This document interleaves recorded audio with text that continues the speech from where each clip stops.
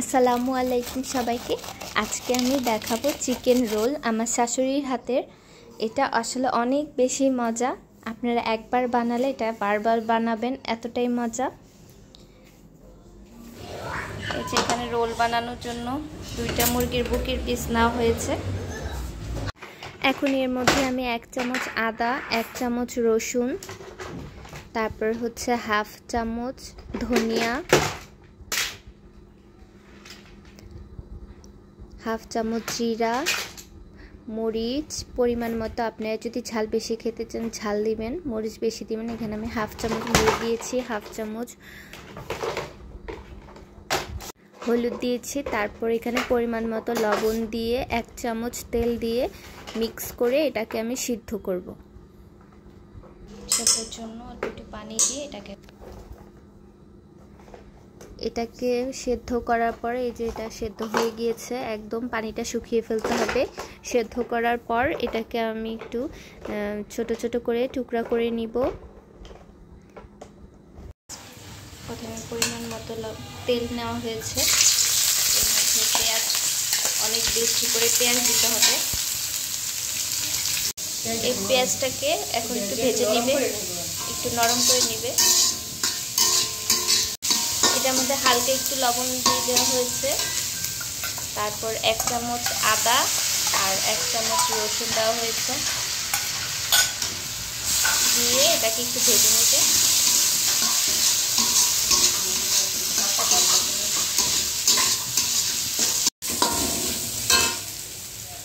পেঁয়াজটা ভাজা ভাজা হবার পরে হালকা হলুদ,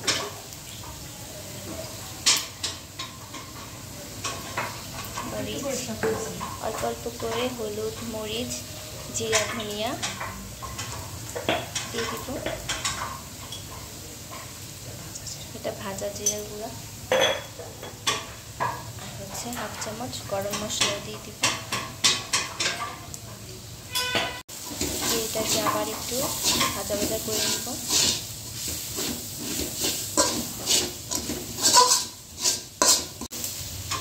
আর এখন চিকেনগুলো দিয়ে দিল। চিকেন দিয়ে এটাকে আবার একটু ভেজে ভেজে নিবে।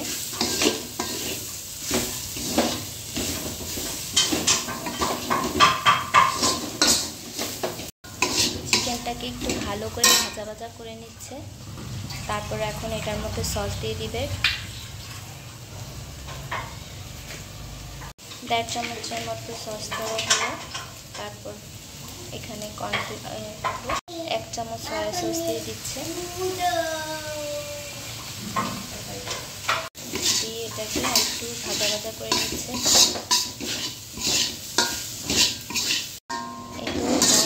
ভাজা করা হয়ে গিয়েছে।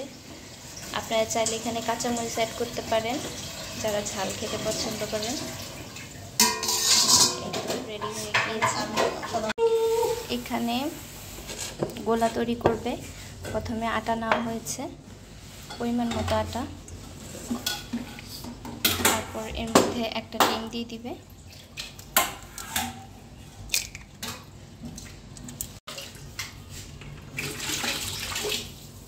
এর মধ্যে একটা ডিম দিয়ে দেওয়া হয়েছে। এখানে নর্মাল পানি দিয়ে দিবে পরিমাণ মতো।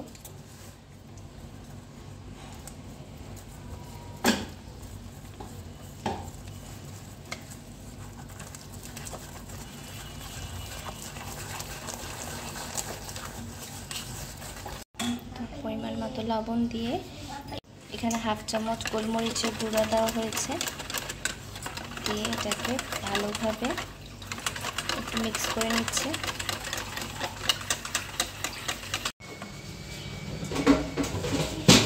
এই যে গোলাটা ঠিক এমন হবে। এটাকে একটু 10 মিনিট রেস্টে রেখেছি।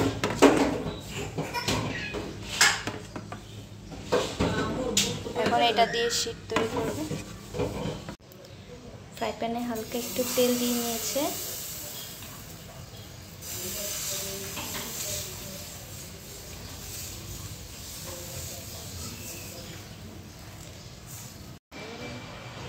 একটু রেস্ট দেয়।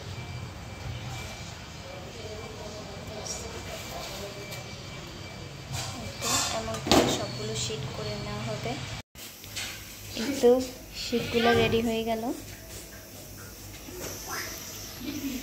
এটা হচ্ছে আমাদের বাসার বাচ্চার জন্য, ছোট বাবুর জন্য। আর এখানে অল্প একটু রেখে দিয়েছে যে গোলাটা তৈরি করেছিল, এই গোলা দিয়ে যখন রোল বানাবে সিল করার জন্য এই গোলাটা রেখে দিয়েছে। এটা এখন আমি ভিতরে পুর দিয়ে ভাঁজ করে নিচ্ছি। আপনারা দেখেন ঠিক এভাবেই করে নেবেন, তাহলে এটা একদম পারফেক্ট হবে।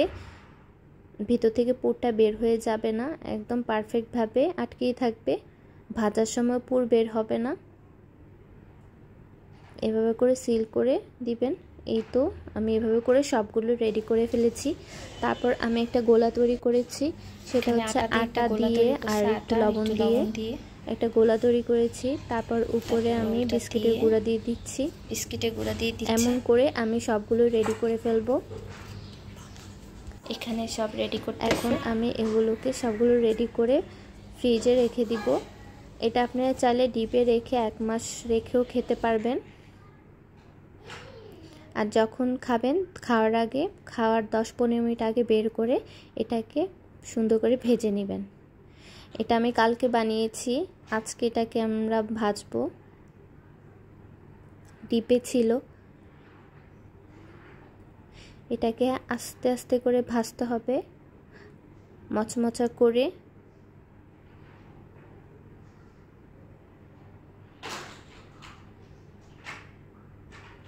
আর চুলাটা প্রথম অবস্থায় বাড়িয়ে তারপর কমিয়ে দিতে হবে, না হয় কিন্তু রোলটা পুড়ে যাবে, উপরে বিস্কিটের গুঁড়াটা পুড়ে যাবে। এখানে ছোট একটা রোল আছে, এটা হচ্ছে আমার বাবুর জন্য। ঘরে ছোট বাচ্চা থাকলে এমন ছোট ছোট নাস্তা বানিয়ে দিলে ওরা খুব খুশি হয়। এই তো আমার ভাজা হয়ে গিয়েছে।